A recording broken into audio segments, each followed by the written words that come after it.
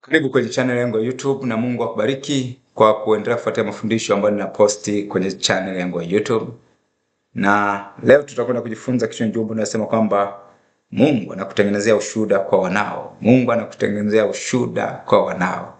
Roho Mtakatifu akakuhudumia kwenye mafundisho haya. Mafundisho haya yakafanyike msaada kwako katika jina la Yesu Kristo wa Nazareti aliye hai. Amen. Wanadamu tumeombewa kuona yale ambayo yanatendeka kwa wale ambao wametutangulia, kwa wale ambao wametutangulia, kwa wale ambao wametutangulia. Wakati mwingine tunapozungumzia kwa habari Mungu huyu anaweza, Mungu huyu anaweza, Mungu ana nguvu, Mungu huyu ana nguvu. No. Watoto wetu, wajukuu zetu wanatamani kusikia kwamba Mungu alitenda nini kwako. Wanatamani kusikia kwamba Mungu alifanya nini kwako ili wapate kuamini. Ili wapate kuamini. Wajue kwamba yupo Mungu. Yupo Mungu. Kwa wakati mwingine tunapita kwenye mitihani, tunapita kwenye majaribu. Kumbe Mungu anajaribu kututengenezea ushuhuda kwa watoto wetu. Anatutengenezea ushuhuda kwa watoto wetu ili wapate kuamini kwamba yupo Mungu ambaye ni muumba mbingu na nchi. Yupo Mungu ambaye anaweza mambo yote. Utakapowaambia yale ambayo Mungu ameyafanya kwako, wataanza kuamini Mungu unayemwabudu. Wataanza kumwamini Mungu anayemwabudu. Kwa Mungu wakati mwingine tunapita kwenye majaribu kweli, tunapita kwenye dhiki, lakini Mungu anakuwa anatutengenezea ushuhuda kwa ajili ya watoto wetu. Anakuwa anatutengenezea ushuhuda kwa ajili ya wajukuu zetu. Anatutengenezea ushuhuda kwamba tutakapowaambia kwamba Mungu alituvusha kwenye bahari ya Shamu, tutakapokuambia Mungu alitulisha mana muda wa miaka 40, tutakapokuambia Mungu kwamba alitupa maji kutoka kwenye mwamba, tutakapokuambia kwamba Mungu alituvusha kwenye mto Yordani, tukapita kwa miguu kama vile kwenye nchi kavu. Kama vile kwenye nchi kavu. Mungu alitupigania na maadui ambao walikuwa wanaonekana kwamba kwa jinsi ya kibinadamu wana nguvu kuliko sisi. Lakini Mungu alitupa kushinda na zaidi ya kushinda. Inawezekana unapita kwenye jaribu.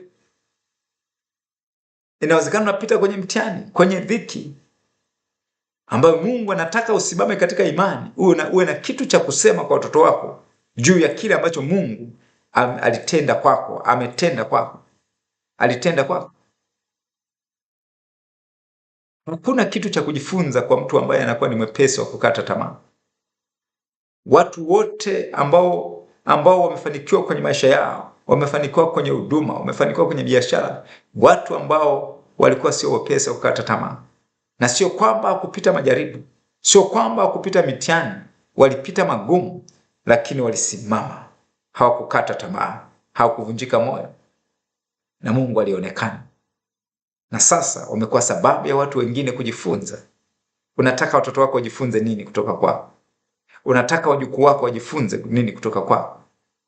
Kama wewe utakuwa ni mtu ambaye unakata tamaa kiurahisi, unanyosha mikono kiurahisi, utawaambia nini watoto wako? Utawaambia nini wajukuu zako? Utawaambia nini? Tunaposoma kwenye Kutoka 10 mstari wa 1 mpaka wa 2, maandiko yanasema kwamba Bwana akamwambia Musa, ingia wewe kwa Farao, kwa kuwa mimi nimeufanya moyo wake kuwa mzito. Nimefanya moyo wake kuwa mzito nipate kuzionyesha ishara zangu hizi kati yao. Amba Musa, ingia kwa Farao, lakini mimi nimekwisha fanya moyo wake kuwa mgumu. Kwa nini alifanya moyo wake kuwa mgumu? 2 hiyo Kutoka 10:2 nasema, nawe upate kusema masikioni mwa mwanao. Nawe upate kusema masikioni mwa mwanao na masikioni mwa mjukuu wako, ni mambo gani niliyotenda juu ya Misri na ishara zangu nilizozifanya kati yao, ili mpate kujua kuwa mimi ndimi Bwana. Mimi ndimi Bwana. Kwa Mungu aliufanya moyo wa Farao kuwa mgumu, akafanya ishara nyingi ili wana wa Israeli wapate kitu cha kuambia watoto wao pamoja na wajukuu mambo aliyotenda juu ya Misri na ishara alizozifanya kati yao, ili wapate kujua ya kuwa mimi ndimi Bwana. Na ndio maana unakuta wana wa Israeli wanajaribu mara nyingi wanajaribu kuzungumza kwamba Mungu wa fulani, Mungu wa Ibrahimu, Mungu wa Isaka, Mungu wa Yakobo, kwa sababu wamesimuliwa mambo ambayo Mungu alifanya kwa Ibrahimu, mambo ambayo Mungu alifanya kwa Isaka, mambo alifanya kwa Yakobo, kwamba Mungu wa Ibrahimu, Mungu wa Isaka. Lakini wanawezaje kusema kwamba Mungu wa Ibrahimu kama hawakusimulia yale mambo aliyofanya? Kuna mambo mengi ambayo Mungu alifanya kwa Ibrahimu. Kuna mambo makubwa ambayo Mungu alifanya kwa Isaka, mambo makubwa ambayo Mungu alifanya kwa Yakobo. Kwa Mungu anamwambia Musa, nimeufanya moyo wa Farao kuwa mgumu. Nimeufanya moyo wa Farao kuwa mgumu.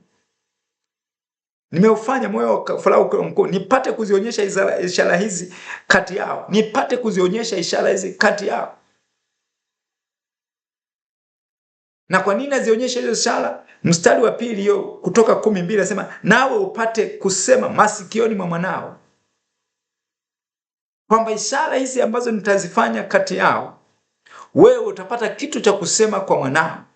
Upate kusema masikioni mwa mwanao na masikioni mwa mjukuu wako, ni mambo gani niliyotenda juu ya Misri, ni mambo gani niliyotenda juu ya Misri, na ishara zangu nilizozifanya kati yao, ili mpate kujua ya kuwa mimi ndimi Bwana. Mimi ndimi Bwana. Jaribu hilo unalopitia, dhiki unayopitia, Mungu anakutengenezea ushuhuda kwa wanao na wajukuu. Na utakapowaambia Mungu aliyoyatenda kwako, wanao watapata kumjua huyu Mungu, kwamba yeye ndio Mungu wa vitu vyote. Yeye ni Mungu mtenda miujiza. Na watakuwa na ujasiri wa kusema, wakati mwingine hata wanapopita kwenye dhiki, watasema, Mungu wa fulani, tumesikia matendo yako. Tumesikia uliyotenda kwa baba yetu. Tumesikia uliyotenda kwa babu yetu. Tumesikia uliyotenda kwa bibi yetu. Tunahitaji kukuona na sisi. Mungu anakutengenezea ushuhuda kwa wanao. Simama katika imani ili upate kitu cha kusema kwa wanao, upate kitu cha kusema kwa wajukuu wao juu ya Mungu huyu tunayemtumikia, Mungu mwenye uwezo, Mungu mwenye upendo, Mungu ambaye anatuthamini, Mungu mtenda maajabu, mtenda miujiza. Akamwambia Musa, nimeufanya moyo wa Farao kuwa mgumu, nimeufanya moyo wake kuwa mzito, nipate kuzionyesha ishara zangu. Ishara zangu. 2, nawe upate kusema masikioni mwa mwanao. Utawaambia nini watoto wako? Wewe kile ukipitia jaribu tu umeshakata tamaa. Utawaambia nini? Narudia tena, watu ambao ni wepesi, hakuna tumaini kwanza kwa watu ambao wana tumaini ya kufanikiwa kwa watu ambao ni wepesi wa kukata tamaa. Majitu yanatengenezwa, giants wanatengenezwa kwa majaribu mbalimbali tunayopitia, kwa changamoto mbalimbali tunazozipitia. Changamoto zinatengeneza giants. Zinatengeneza majitu imara ambayo yanafanyika msaada kwa watu wengine. Huwezi kufanyika msaada kwa watu wengine, huwezi kufanyika msaada na baraka kwa watoto wako, kwa wajukuu zako, endapo wewe ni mtu ambaye ni mwepesi wa kukata tamaa. Wewe ni mtu ambaye ni mwepesi wa kukata tamaa. Mungu anakutengenezea ushuhuda kwa wanao. Anamwambia, nimeufanya moyo wa Farao kuwa mgumu, ili nizitende ishara, ili nipate kuzionyesha ishara zangu kati yao, ili na wewe Musa na Haruni pamoja na Wayahudi wote wapate kusema masikioni mwa wanao na masikioni mwa wajukuu zao, ni mambo gani niliyotenda juu ya Misri na ishara zangu nilizozifanya kati yao, ili wapate kujua ya kuwa mimi ndimi Mungu. Mimi ndimi Mungu. Vinginevyo, kama usipoambia, inawezekana kwamba wajukuu watoto wako wakaanza kuabudu miungu mingine, kwa sababu hujui Mungu mwingine anayefanya mambo ya ajabu. Mungu anakutengenezea ushuhuda kwa wanao.